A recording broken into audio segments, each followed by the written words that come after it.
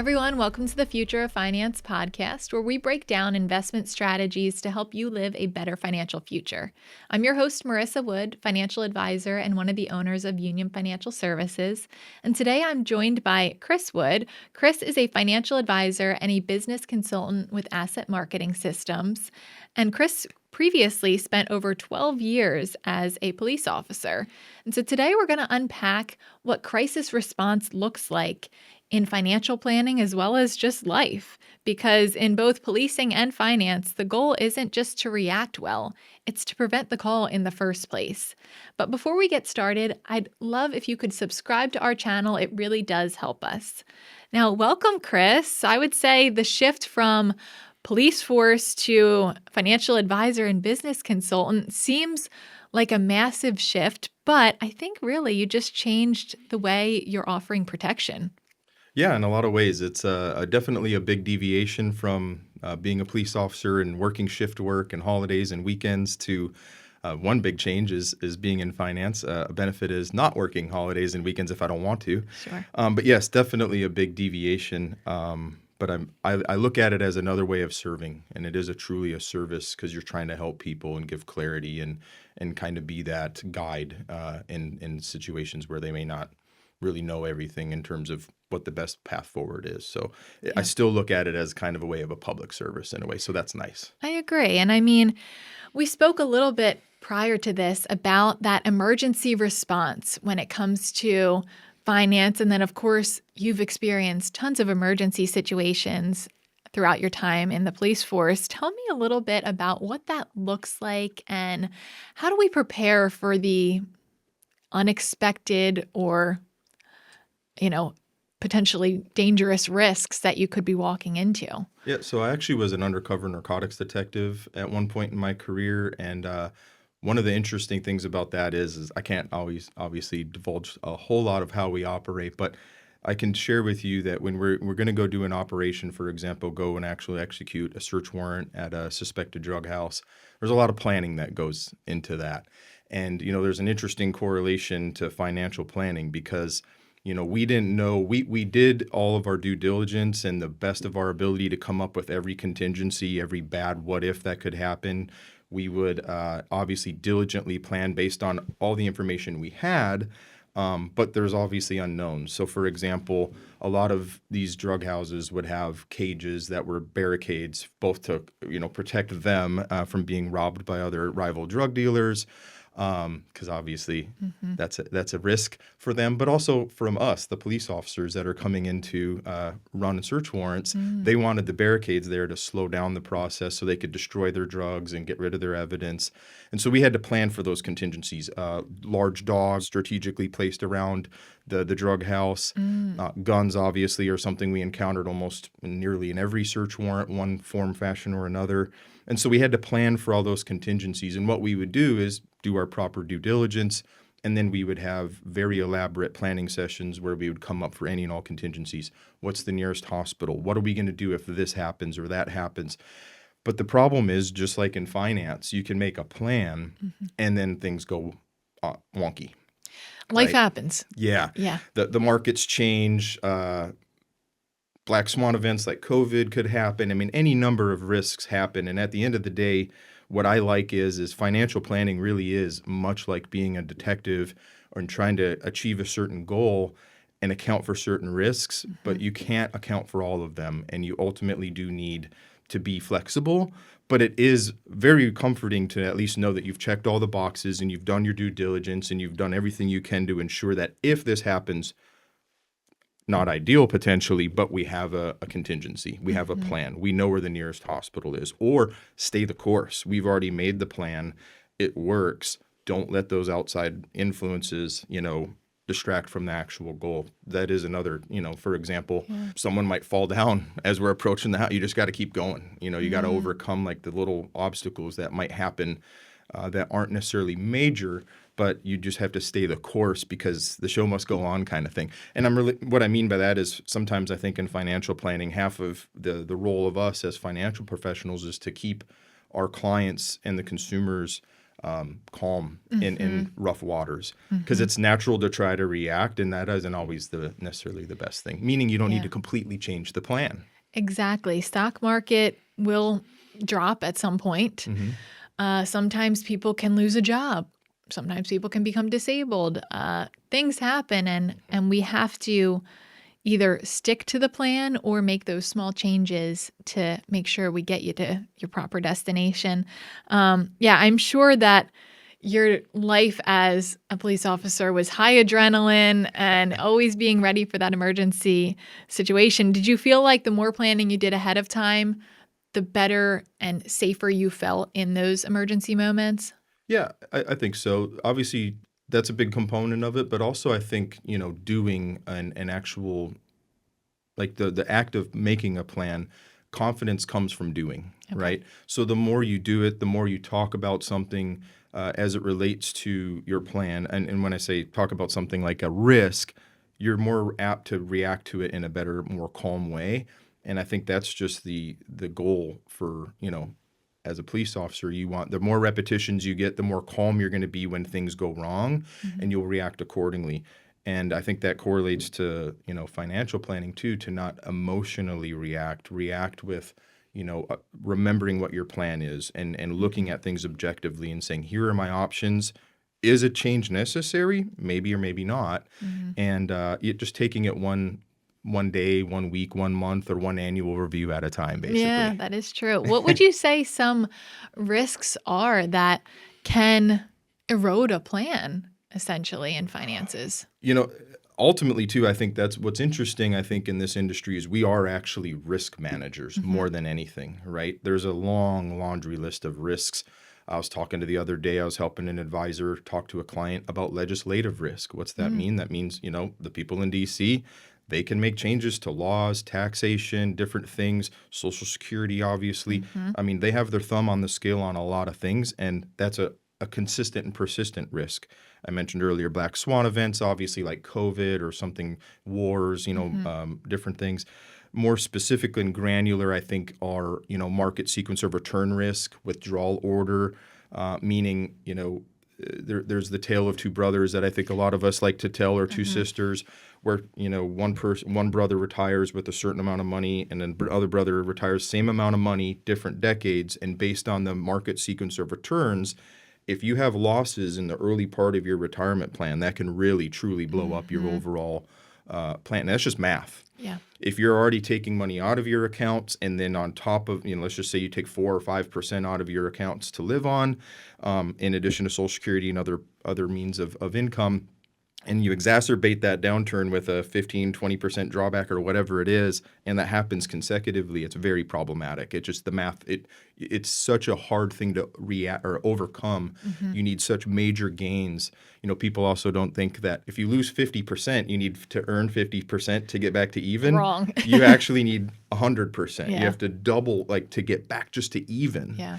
And so I like a financial plan that, builds a strong moat around your, as you get closer and closer to retirement, you should probably be looking at taking less and less risk. Mhm. And I won't get into the nuances of that, but what other risks, I think that a lot of people, longevity is actually the big one, because we're Oh, living yeah. longer. And we say it sounds corny, but it's true. It's actually a risk multiplier. The longer you live, the more opportunities there are for something to go wrong. Inflation, taxes, market losses. All the things we just So talked true. about, the longer you live, the higher Mhm. probability something like that could happen, right? Healthcare events, if you're Anything. living long. Yes. You're Yeah. going to need money to take care of yourself. Things are going to start failing with your body. Right. Yeah, that's what I was going to say. With Yeah. longevity, too, there's a big question as what's longevity? Just because you're alive, how healthy are Yeah. you? Are you physically able to get around? Can you take care of yourself? If you don't, then you have to pay for, maybe a home health care nurse to come in. There's Mhm. obviously absorbent costs with that. I mean, at the end of the day, what I don't want is, when I meet with clients, because I obviously have my own clients that I work with that are primarily first responders, they understand risk, Mhm. but they don't understand the financial, like the laundry list of things that I said. But I don't want to scare people either, Mhm. because one good thing about the market is if you look at the charts, it always goes one direction in the long run, right? Mhm. Up and to the right, which is a Yep. good thing. So you just can't panic assuming you've had a good plan. a failure to plan is really not. I think this is where I think people go it alone and they're like, I'll be fine. And then when things go bad, the concern there is as we mentioned already, you don't have a lot of time to recover. You need such massive gains to overcome those losses that I would encourage people to at least just think about that perspective. Like, I need someone to at least give me a second opinion.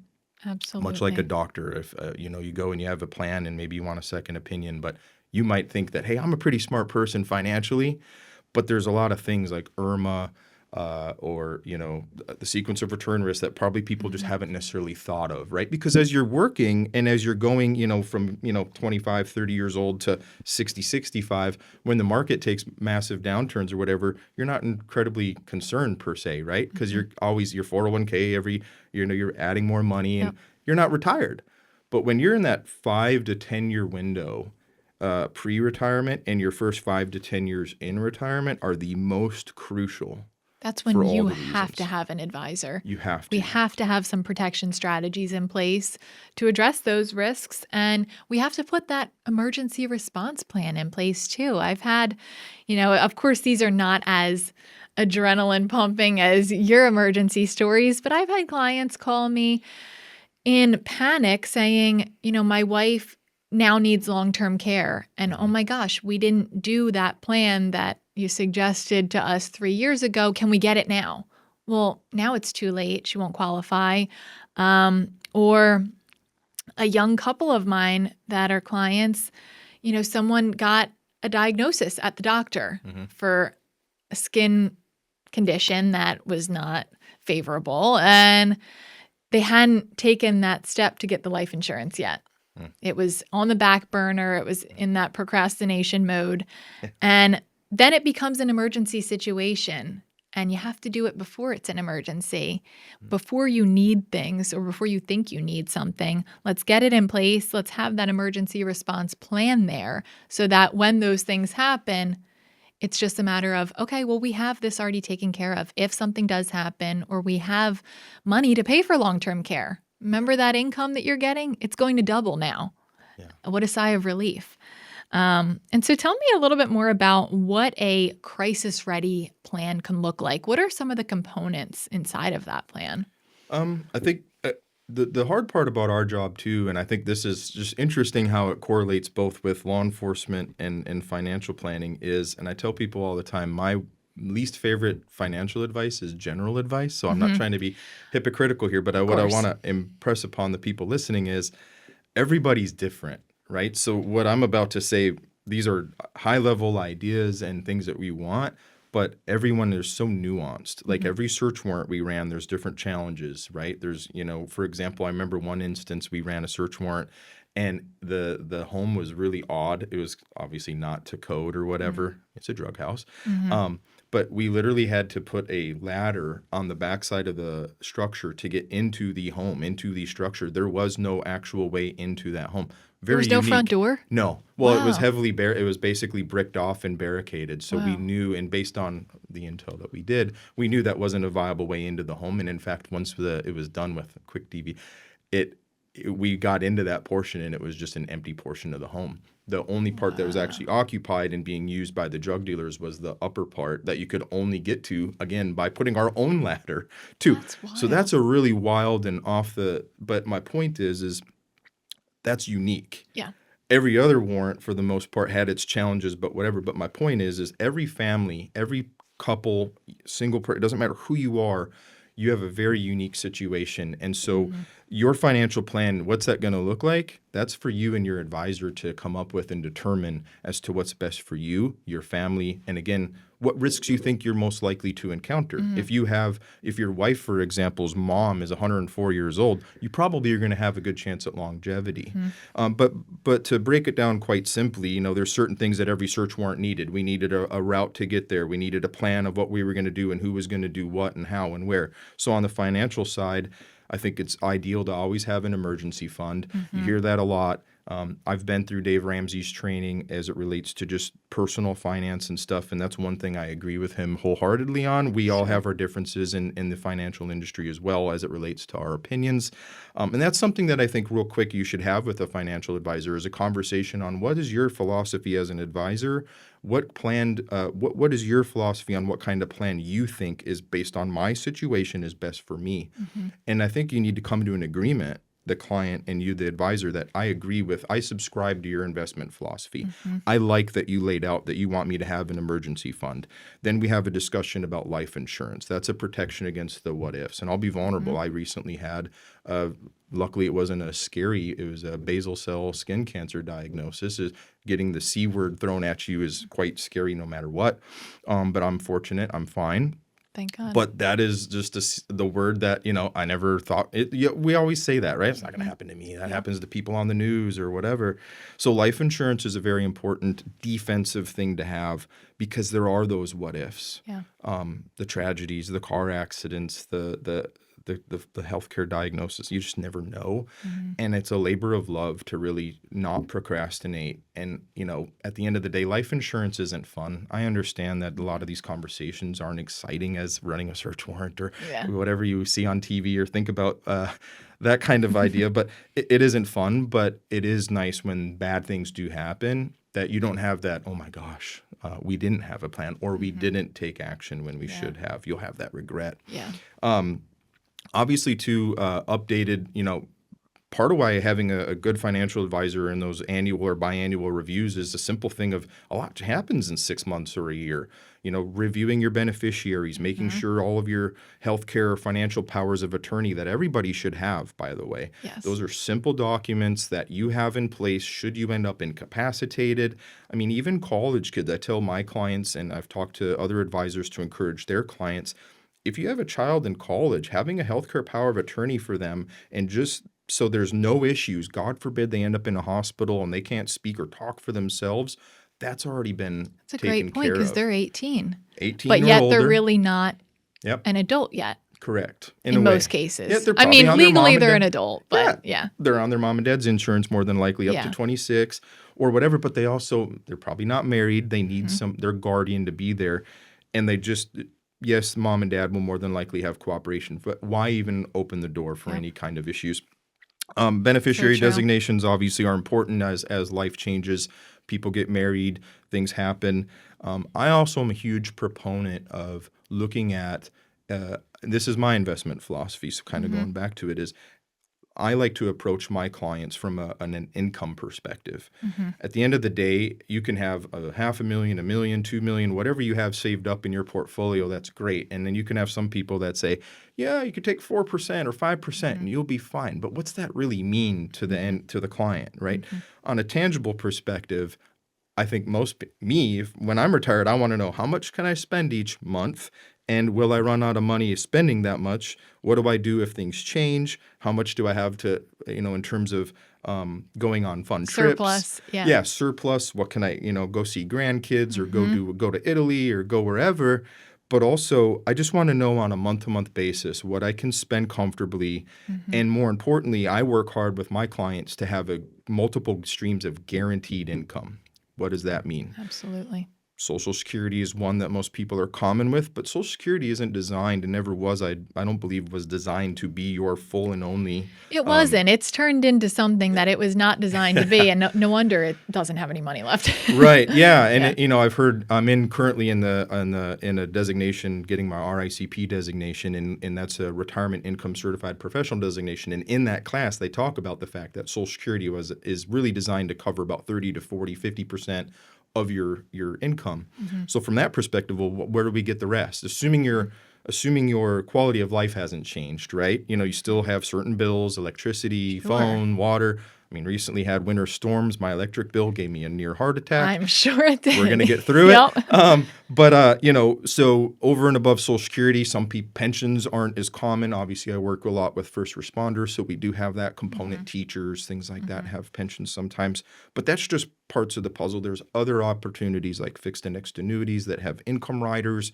At the end of the day, there's multiple ways to construct a plan that we give you a floor, is what some people call it, right? A baseline amount of income that you're going to have, and ideally that will be there for the rest of your lives. Now, Social Security poses a problem because if one spouse passes away, that Social Security benefit is reduced to the bigger of the two, and that's a problem. Now we're getting into another risk that we haven't talked about, which is the widow's trap, right? That's a big one that a lot of people oftentimes overlook. I'm Yeah, 7 and years older than my wife.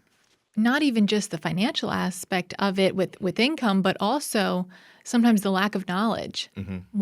One spouse did all of the planning and all of the investment management with the advisor or themselves. Mhm. And then all of a sudden, if they pass away, now not only is one Social Security check gone, but the knowledge of the plan is gone. Right. And so we have to have both spouses in the loop, at least on a baseline level of Right. what's going on. Here's your accounts. Having that guaranteed income, I agree with that philosophy. And like you said, not every advisor is a good fit for every client. No.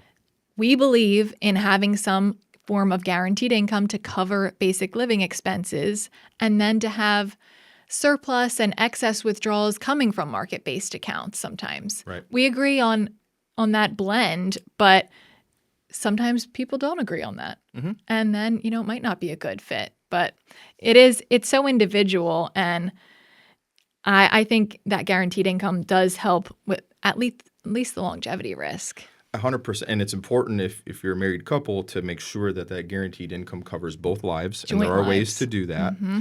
And that way, if, like I was saying before, I'm 7 years older than my wife. So God willing, I'm going to predecease her. Mm-hmm. But she will still, I'm going to have a plan in place to where her lifestyle doesn't change. Yeah. When I pass away, she is now a single tax filer. Just by virtue of me dying, her taxes go up. She now is going to rely on one, not two Social Security checks. Yeah. There's a lot of ramifications that go into that. And so, yeah, I think it's imperative. My wife and I are in complete lockstep. We have each other. She knows the password. She at least knows where to find everything. But yeah, I agree 100%. You have to have that. You look at it as a team. Mm-hmm. I understand there's more than likely going to, in a rare scenario, maybe they're both financially Yeah, excited or whatever. unlikely. But usually it doesn't seem to be the case, right? Yeah. It's usually one or the other that kind of enjoys it more. Mm-hmm. I know my mom personally, it makes her and my wife too. Like she likes but like as soon as I start talking finance, her eyes glaze over. She gets super bored. Yeah. So that's a challenge too. Mm-hmm. I would encourage people to fight the fact that this isn't interesting. Totally get it. But it's important. It is.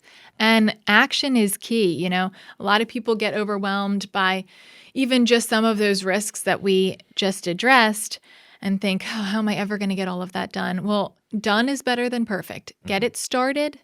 Get some of those things done, such as the life insurance, your beneficiaries, somewhat of an estate plan. Get that done, and over time, we'll improve it. Right. Don't wait until life is perfect and you have a million hours in the day because it's never going to happen. Right. We got to take action now. Now, another thing I wanted to talk to you about, because it does kind of parallel to some of the car accidents you might have seen over time in the police force, and that is the blind spots. We've all gone to change a lane while we're driving and almost hit the car next to us because they were in our blind spot. Mm-hmm. Luckily, now most of the cars have the thing that beeps. Yeah, those help. Thank God. I love that.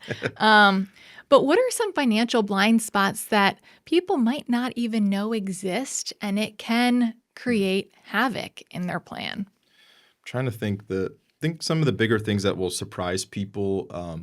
I think in retirement, you've probably heard the phrase or the joke, every day's a Saturday, right? Yeah. So that's where lifestyle creep can come into it. You have the ability to go and have fun every day, right? You don't have to go to work where you're earning money, not spending money. Yeah. So, you have the possibility of, oh man, I have all this money. I want to, go travel or whatever. Totally fine. And by all means, I hope you do in retirement.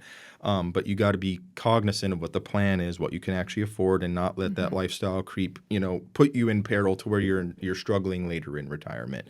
I think the ultimate goal is comfortability and clarity throughout, right? Because if you really think about retirement, dependent upon when you retire, my parents, for example, were fortunate, worked hard, saved a lot, and they retired quite young. They retired at 60, 62, something around there. Great. Yeah. So, but if you think let's just say on a conservative basis, they're going to live to 85.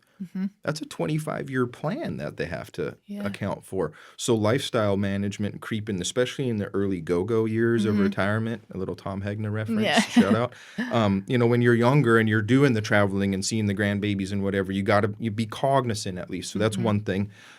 Tax management is another thing that it's hard because we aren't CPAs and tax professionals, but obviously this is one of those areas where there's overlap, right?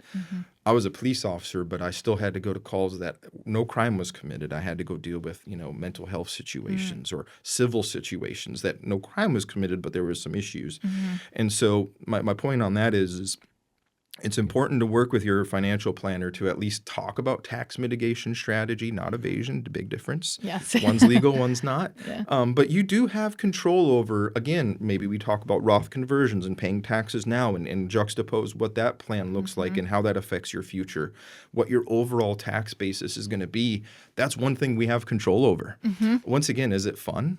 No. We can't control. It can be fun. Well, it's fun. Tax-free money is fun. Amen. Yeah, I agree on that. I think what the work itself may not be fun. The end result is definitely fun. Yeah. Tax-free money is great. It relieves all that stress of having to give the government at the end of the day, if you have a 401k, 403b, 457 is your actual investment partner. A lot of people don't think about that. Why? Because you haven't paid taxes on any of those money, any of those accounts. And so every time you go to take money out, Uncle Sam's over there going, give me my piece, and understandably so. But tax mitigate, I always tell people that's the one thing that we actually have control over to some degree, that we can put our thumb on the scale. And even if it's a 3% savings, I look at that as a 3% gain of protecting your money, that you're not giving it to the government. I'd much rather keep it. I paid enough taxes over my life, right? Sure we I don't all know have. about the ROI on the taxes anyway either. We won't get into that. Just ignoring it, I think, is another thing. A lot of people like to play ostrich and just ignore it like it's going to go away.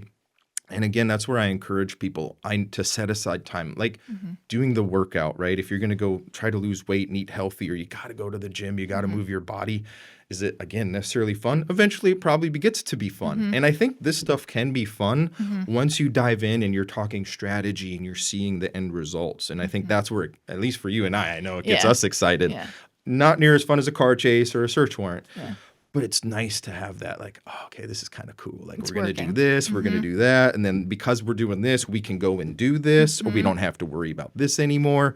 Like, there's a lot of cool stuff that actually comes from financial planning, and you're fun, so you'll make it more fun. But also, again, it goes back to, I think, as it relates to just a blind spot too, is emotion. Like, you're in retirement, you're seeing the news, and it's mostly all bad. How do you not let that affect you and make a bad decision as your overall financial plan? Again, that goes back, it sounds repetitive, but you live in Florida here, right? Yes. So hurricanes, right? We all have, I'm sure everybody here in Florida has at least a plan. And so we have our hurricane shutters, and my husband has the generator ready to go before every storm, so that we don't panic. You're not making an emotional decision and going buying 4 generators, even though you only need one, which is bonkers. Or, you're making smart, rational, non-emotional decisions. One thing me and my wife always talk about is responding and not reacting. Big difference. If you react, it's usually flash in the pan quick. Like, if I threw something at you, you react, right? Like, understandable. But you respond, it's typically with a little bit more gumption, a little more composure. You remove the emotions to the best of your ability out of the response as opposed to reaction. So I think that's important. And that's where, again, we are in the risk management business. You and I as financial advisors, we're also in emotional management because we want to keep you as logical. Our client grounded and remove, because we're kind of in essence a therapist of a third party point of view, right? Like, hey, I understand you're concerned, you're worried. This isn't going to according to plan, but remember, or you make incremental changes or small changes, as you alluded to earlier. This isn't something you get done in 25 years. Using my parents' example, things are going to come up that you didn't see. So not emotionally reacting in a way that exacerbates the problem, I think, is super important. I agree. And just having that advisor to keep you on track and to keep you grounded and take the emotion out of it when possible, and ultimately just help you take action. We do not want to wait until pain to take action. It's all about preparing ahead of time, like you said, so we can respond and not react. What would you say if someone listening took one action this week to improve their financial plan and their crisis-ready plan? What should that be? This isn't fun. The biggest thing that I think is important is knowing your budget, exactly what your expenses are. I mean, not to the penny or the dollar. Obviously, I understand, electricity bills, as I already mentioned, I didn't expect that one to be, 4 or 5 times what it normally is. Wow. But start with your budget. Everything in finance begins with a budget. If you Mm-hmm. don't know what your bills are on a month-to-month basis and you don't know what your income Mm-hmm. in excess is, then where do we really start a basis of a plan? So true. My wife and I actually meet every month and we look at exactly where our accounts are. We know good, bad, or otherwise. Are we ahead? Did we spend more? Did we get hit with a winter storm and we're a little lighter on what our normal excesses are? But everything is predicated on we know we need X amount, $5-6 grand a month just to pay our bills and live. Yeah. And in that budget, I would encourage people to buffer in or have a buffer for expenditures, fun, right? Of course. But you need to know what that is so that we can build your income plan in retirement going forward. And I think that will also give you clarity on, maybe you have more money than you thought you did on a monthly basis and you can invest more or, properly have an emergency fund if you don't have it. And I would say probably those two go together, a proper For sure. budget and and with the goal of establishing that emergency fund. 6 months is Of I like your to expenses. be of your Yeah. expenses for that what if you can't work, a spouse ends up in a major ICU hospital stay situation that you didn't anticipate and you have to miss work, for example. Fortunately, had a personal friend dealing with a legitimate and more serious cancer situation. While you're getting treatment and going to doctor's appointments and things like that, work becomes a challenge. Yeah. So having a 6-month buffer certainly, at the end of the day, just removes that adding more stress, the financial stress, onto an already stressful situation. So start with a Well budget, said. get that emergency plan in place, and then the rest we can discuss, right? Life insurance, income planning, what investments we want to put our money in and where and how and what the pros and cons are. That's kind of the fun part in a way. You got to get the hard part out of the way, which is knowing exactly how much it costs to live each month. And then and debt elimination as well too. I think it's important to, it's tough. And everybody's situation is different. There's good debt, there's bad debt. We won't go down that rabbit hole, but try to minimize your debt as well, I think is important because that just minimizes the opportunities for things to spiral out of control and put a lot of stress on you and your overall financial plan. I It kind of agree. goes without saying, but needs to be said. No, I agree. And here's the challenge. Don't wait for urgency to force your hand. Right. Review that budget. If you don't have a budget or you don't know where to start, send me an email at mgreen@union-financial.com. Just put budget in the subject line and I'll send you our free template so that you can sit down with your spouse, or if it's just you can sit down and start plugging in those numbers to see where you stand. And then we can review that emergency fund, revisit the insurance policies, stress test your plan for the risks that you might face. And of course, if you have other specific questions you want answered, feel free to go to our website, union-financial.com. You can click schedule a meeting. That'll take you right to our personal calendar where you can book a complimentary phone call, Zoom call, or in-person meeting and start getting this crisis-ready plan taken care of. So Chris, thank you so much for joining us today and addressing these very important topics. It was very interesting as well, I gotta say. You've lived quite a long life in your short years. I've done a lot of crazy things. And looking back, I guess to me it doesn't seem wild. But when I start talking about, and there's more to this story, I'm sure. people are like, you lived where? You've done what? Yeah. And it's fun. Like you get one life to live. And I think that's kind of where I look at this perspective is we work so hard, have a proper financial plan. It's important. That way you can enjoy life and not worry. But yeah, thank you so much for having me. It's been a lot of fun. Absolutely. And for everyone else, thank you for tuning in to another episode of the Future of Finance podcast. I'm your host, Marissa Wood. We look forward to helping you live a better financial future.